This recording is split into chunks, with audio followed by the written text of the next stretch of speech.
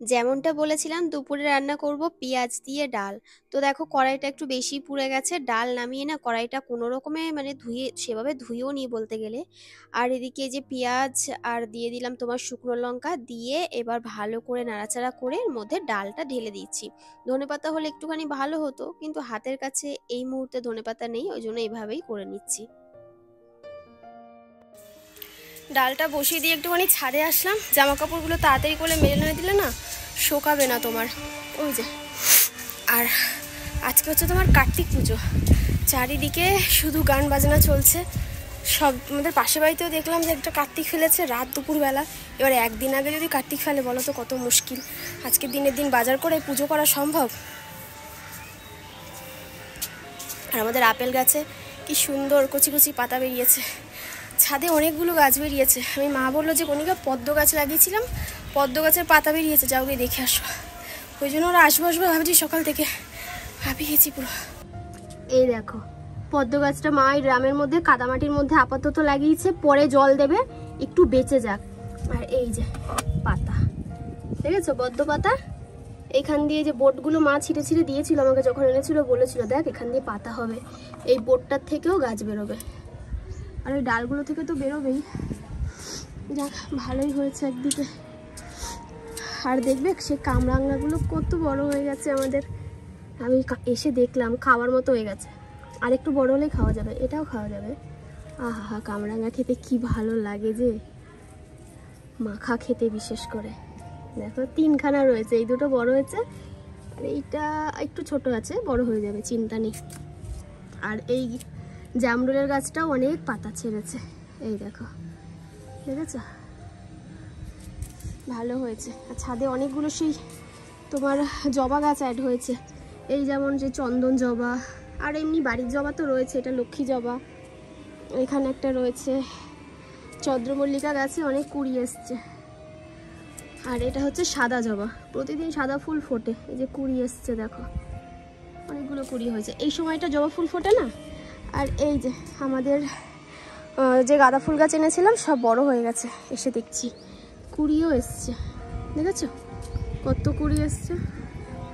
আর তার মাঝখানে এই গাছটা মোটামুটি বড় হয়েছে, আর একটু বড় হলে ভালো হতো। আর এখানে দেখতে পাচ্ছি আবার ওই তুলসী গাছ হয়েছে, একটা তুলসী গাছ না নিয়ে গিয়ে টবের মধ্যে বসিয়ে দেবো। আর এগুলো কি বলো তো, টাইম ফুল গাছ, মা সেই জন্যে কোথা দিয়ে লাগিয়েছে, যাক ভালো হয়েছে। আর আমাদের ড্রাগন গাছগুলো কত বড় হয়েছে, পরের বছর ড্রাগন দেবে। চলো এবার আমি জামা কাপড়গুলো মেলে তারপরে নিচে যাই।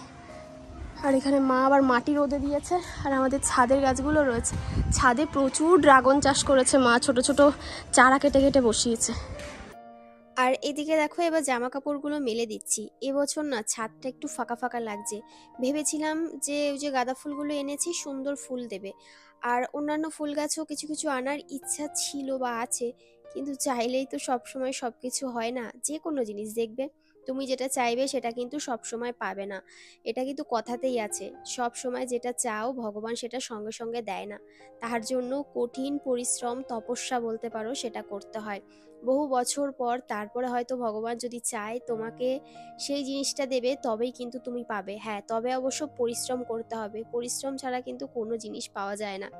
তবে কিছু কিছু ক্ষেত্রে পরিশ্রম করলেও সেই জিনিস তুমি মানে পাবে না। তো তাতে কি, ওই যে কথা বলে মানে কথায় আছে, পরিশ্রম করে যাও ফলের আশা করো না, সেটাই হচ্ছে ব্যাপার। তিনটে চাদর হয়েছিল আজকে, তো ওইদিকে দুটো চাদর মেলে আর এদিকে একটা চাদর মেলে দিলাম, ওই কোনো রকমে আর কি, যেখানে পাচ্ছি যেটা সেখানে সেটা মেলে দিচ্ছি। এই যে বড় বড় রডগুলো রয়েছে এরা আমাকে বাঁচিয়ে দিচ্ছে, না হলে যে কোথায় মেলতাম তার নেই ঠিক। সবাই বলো যে ছাদে দড়ি টানাতে, আসলে বলবো বলবো করে বলাও হয় না, আর ওদেরও সময়ের অভাব, করেও দিতে পারে না। অসুবিধা হচ্ছিল না, ব্যালকনিতে হয়েই যাচ্ছিল, কিন্তু ব্যালকনির দড়িগুলো আবার ছিঁড়ে গেছে, তো দড়ি আনতেও যেতে পারছি না দোকানে, বাইরে তো সেভাবে যাই না ওই জন্য, আর ভুলেও যাই যে কাউকে বলবো এনে দিতে। আর এদিকে দেখো রসুন আর শুকনো লঙ্কা ফোড়ন দিলাম, কাঁচা লঙ্কাটাও দেবো অবশ্য পরে, সেটা মনে হয় তোমাদের দেখাতে ভুলে গেছিলাম। আর যখন একটুখানি মাখা মাখা হবে তখন তেঁতুল দিয়ে নামিয়ে দেবো। এইভাবে খেতে পারো কিন্তু, করে দারুণ লাগে খেতে।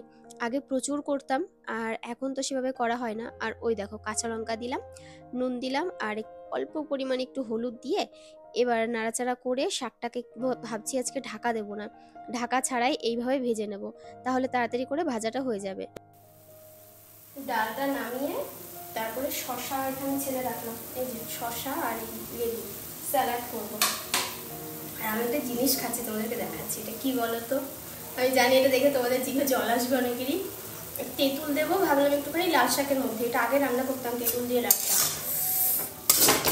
তো ঝাল লঙ্কা দিয়ে ঝাল দিয়ে খেতে ভালো লাগে। তেঁতুল একটুখানি নিলাম নিজের জন্য, একটু নুন একটু লঙ্কা ব্যাস। আগে ছোটবেলায় এই বাটির এক বাটি ভর্তি ভর্তি খেতাম সারাদিনে।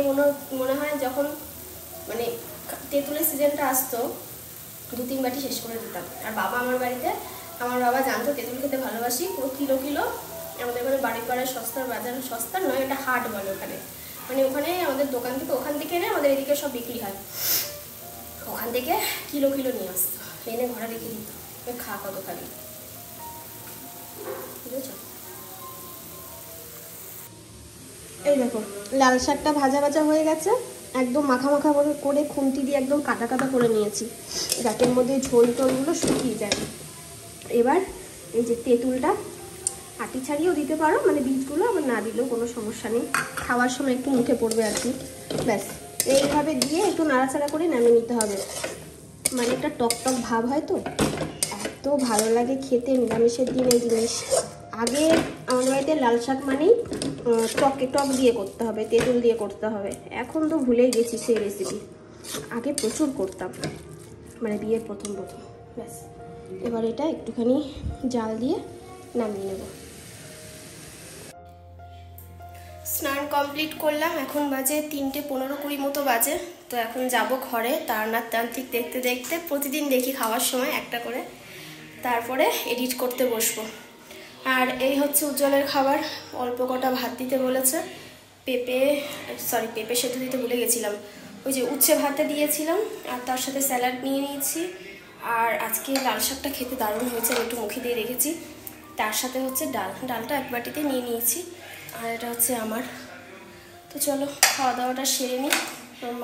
মা না কোয়েল এসে নাড়ু দিয়ে গেল, এখনও খাইনি যদিও, এই যে পরে খাবো সন্ধ্যাবেলা, এখন আর খাওয়ার সময় নেই, কারণ এডিট কালকে রাতে কিচ্ছু করে রাখতে পারিনি। অন্যদিন এডিট করে রাখি, ভয়েসটা দিই, হয়ে যায় তাড়াতাড়ি, কিন্তু কালকে শরীর এত খারাপ লাগছিল, এত কাশি হচ্ছিল না, সম্ভবই হয়নি কিছু করা। চলো এডিট করতে করতে সন্ধ্যা হয়ে গেছে, ভিডিওটা পোস্ট করলাম, তারপরে ভাবলাম একটুখানি শুয়ে বসে থাকিও বাবা, দেখতে পাচ্ছ কিনা জানি না, পুরো সেই মনে নেই যে আমার জামাকাপড় মেলা রয়েছে। এরকম দেরি কখনো করি না, মানে সন্ধ্যা হওয়ার আগে আমি জামাকাপড় সব তুলে নিই। এই একটা রয়েছে জামাকাপড় ভর্তি এখানে। চলো এই লাইটটা জ্বালিয়েছিলাম ওই জামাকাপড়গুলো তুলবো বলে, ব্যাস তোলা হয়ে গেছে। নিচে গিয়ে পরে ভাঁজ করব, কারণ ঠান্ডা হয়ে গেছে তো বুঝতে পারছি না, জানো তো, যে কোনটা আর কি তোমার শুকিয়েছে কোনটা ভেজা রয়েছে। আর শীতকাল দেখবে ঠান্ডা ঠান্ডা হয়ে যায় জামা কাপড়গুলো ছাদের থেকে এনে আর দেরি করলাম না, তাড়াতাড়ি করে ভাঁজ করে নিচ্ছি। আমার কুড়েমি লাগে হচ্ছে এই জামা কাপড় ভাঁজ করতে, আর বাসন মানে ভাঁজ করে গোছাতে, আর জামা কাপড়ও গোছাতে, মানে এইসব জিনিসগুলো যে কি অস্বস্তি লাগে আমার কেন জানি না।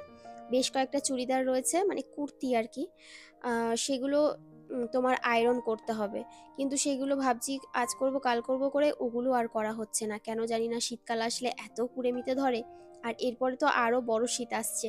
তো এই যে বাড়িতে পড়ে গেছিলাম, তারপরে এখানে ওখানে পড়ে যাই, বেশ অনেক কিছু আছে যেগুলো আয়রন করা সবসময় হয় না। ভাবি আজ করব কাল করব বা নিয়ে বসবো, কিন্তু আর হয় না।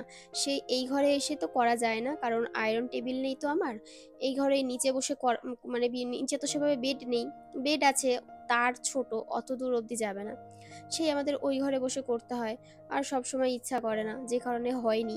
জামা কাপড় বাড়ির থেকে এসে কেচে ধুয়ে ভেবেছিলাম আয়রন করব, বাইরে রেখে দিয়েছিলাম, সেগুলো আর করা হয়নি। তো যাই হোক, এবার গুছিয়ে নিচ্ছি জামা কাপড়গুলো, তারপরে রাতের আবার খাবার বানাতে হবে। এই সকাল থেকে এক ধাপ চলে বিকেল 5টা পর্যন্ত, আবার তারপরে একটু 1 ঘন্টা খানেক বসে এডিটটা করে, ওইটা হচ্ছে রেস্টের টাইম। মানে এডিট করতে যতক্ষণ তুমি বসছো ততক্ষণ তোমার রেস্টের টাইম। তারপরে তোমার ভিডিওটা এডিটে বসিয়ে দিয়ে হয়তো 5-10 মিনিট শুয়ে নিলাম, হাত পা একটু মেলে নিই, তারপরে আবার কাজবাজ শুরু। আজকে তো জামা কাপড় আনতেই ভুলে গেছিলাম, মানে কি বলবো, আর কিছু বলার নেই। দৌড়ে গিয়ে সন্ধ্যা হয়ে গেছে, আর ইচ্ছা করছে না ছাদ অবধি যেতে, তারপরেও যেতে হবে জামা কাপড় আনতে।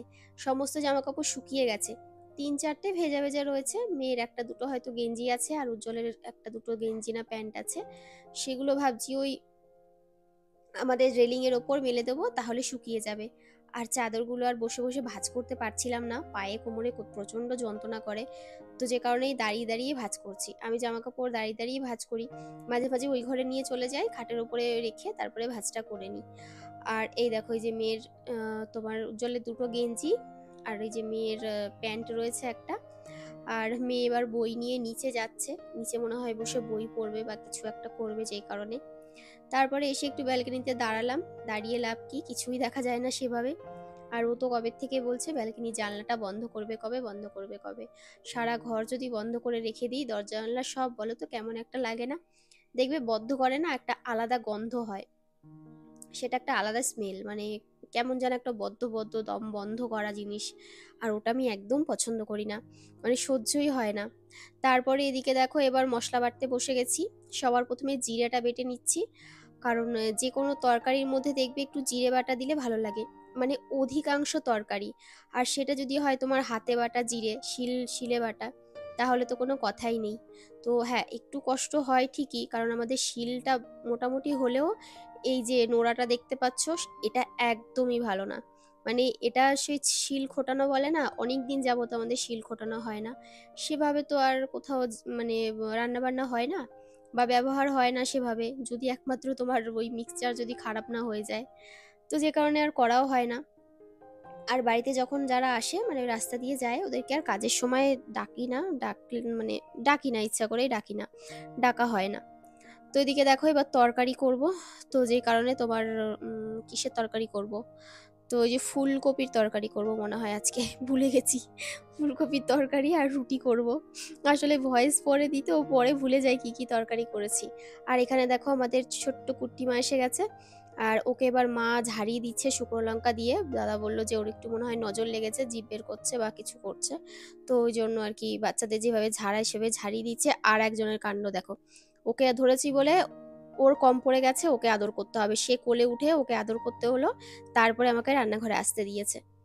আর এদিকে এবার তেলের মধ্যে ফোড়ন দিলাম জিরে তেজপাতা, আর এটা ভাজা ভাজা করে নেব, আর দিয়ে দিলাম একটুখানি নুন, অল্প করে একটু হলুদ।